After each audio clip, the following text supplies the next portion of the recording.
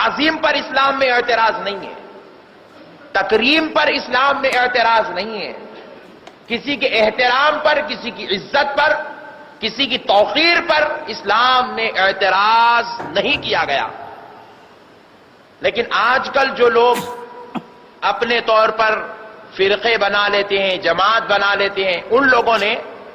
تعظیم والے شعبے کو مکمل کمزور کر کے عبادت والے شعبے کو انہوں نے غلبہ دینا چاہا اور مکمل تعظیم والا شعبہ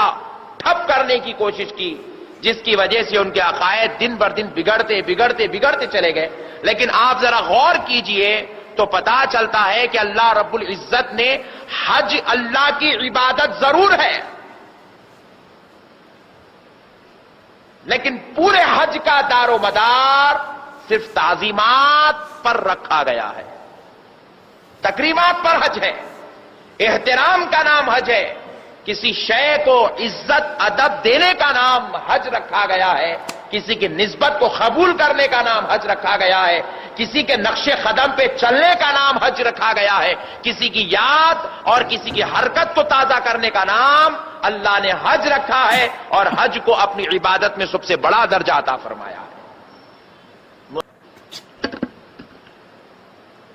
السلام علیکم ورحمۃ اللہ وبرکاتہ۔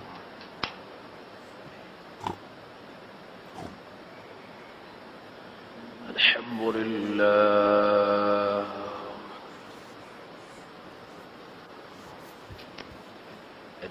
لله رب العالمين،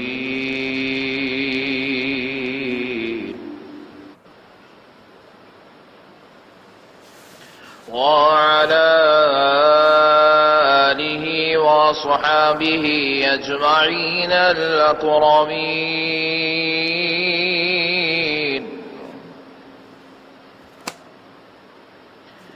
أشهد أن لا إله إلا الله وحده لا شريك له،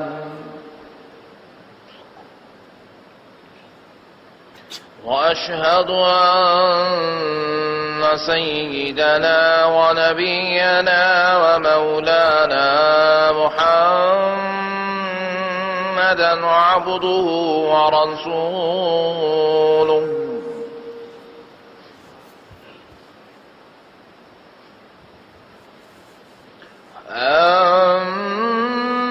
أما بعد فأعوذ بالله من الشيطان الرجيم،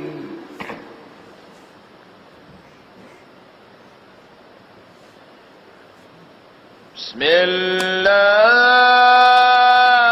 الله الرحمن الرحيم،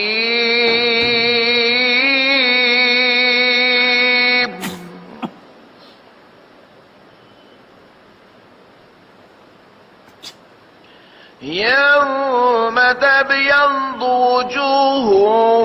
وتسود وجوه،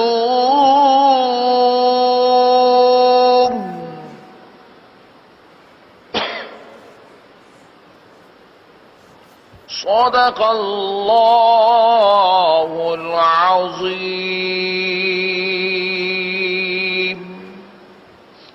محترم سامعین اکرام، معزز بزرگ حضرات اور نوجوان ساتھیوں، یہ اللہ تبارک و تعالی کا نہایت ہی فضل اور کرم ہے، اور اس کے پیارے حبیب رحمت للعالمین صلی اللہ علیہ وسلم کی لطف و عنایت ہے کہ آج جمعہ مبارکہ کی اس مقدس اور مبارک مجلس میں ہم سب کو شرکت کی سعادت اور توفیق نصیب ہوئی ہے۔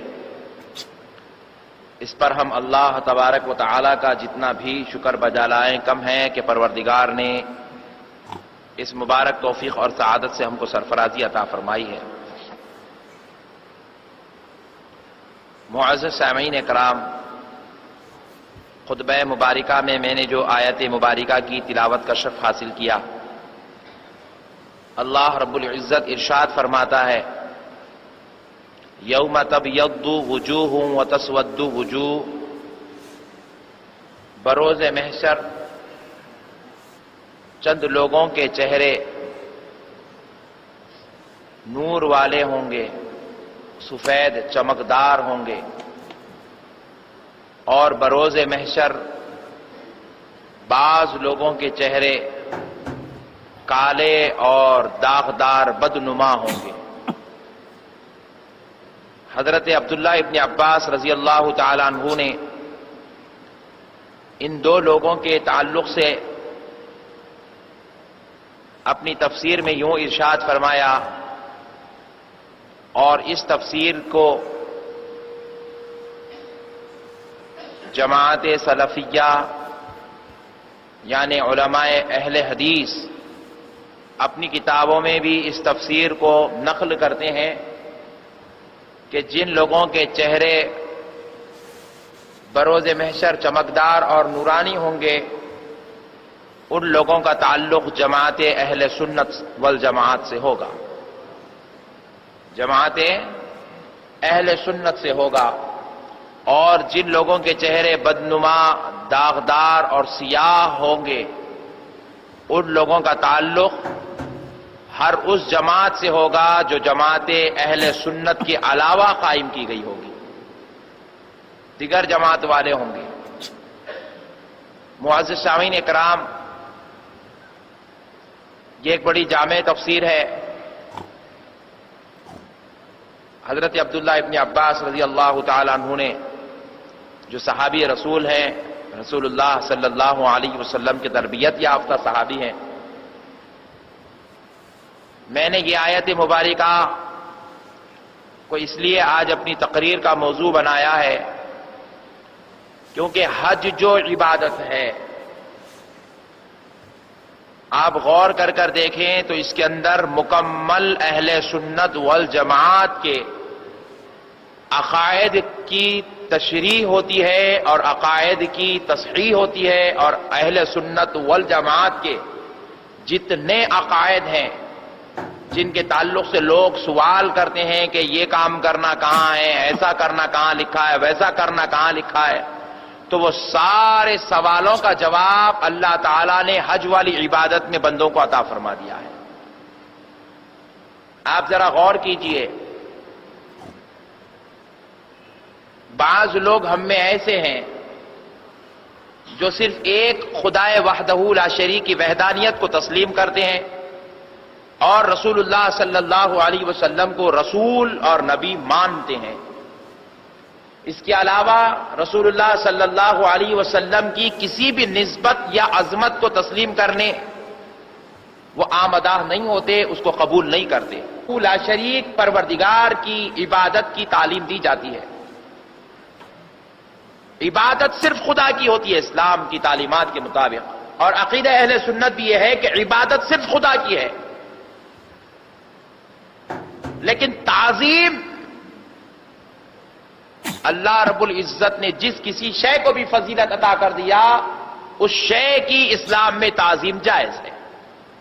تعظیم پر اسلام میں اعتراض نہیں ہے،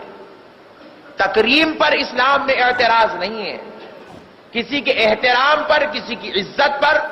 کسی کی توقیر پر اسلام میں اعتراض نہیں کیا گیا۔ لیکن آج کل جو لوگ اپنے طور پر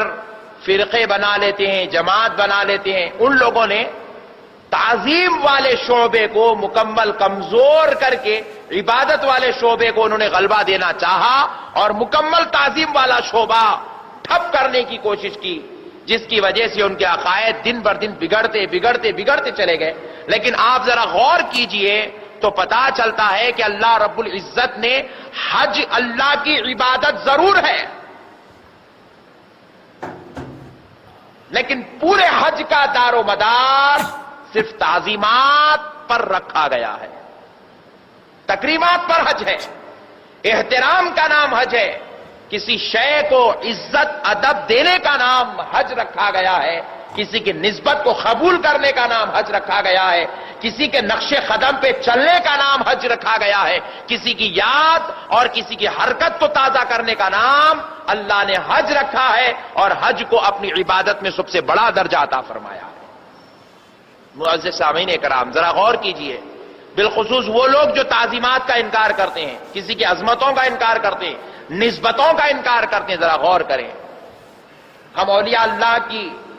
نسبت سے اگر کوئی ہمیں مل جائے تو ہم اس کی بھی تعظیم کرتے ہیں. لوگ بندہ نواز رحمت اللہ علیہ کی عزت تو کرتے ہی کرتے ہیں، لیکن بندہ نواز کی آل و اولاد کی بھی عزت کرتے ہیں، اگرچہ کہ اس آل و اولاد کو پیڑھیوں در پیڑھیوں 700 سال کا فاصلہ گزر چکا ہو، آج بھی ان کی عزت کی جاتی ہے. وجہ یہ ہے کہ یہ اولاد ہے بندہ نواز، یہ نسبت ہے. اگر کسی کو نسبت ہو جائے حضرت غوث اعظم سے اور پیڑھی در پیڑھی گزرا ہوا زمانہ تقریباً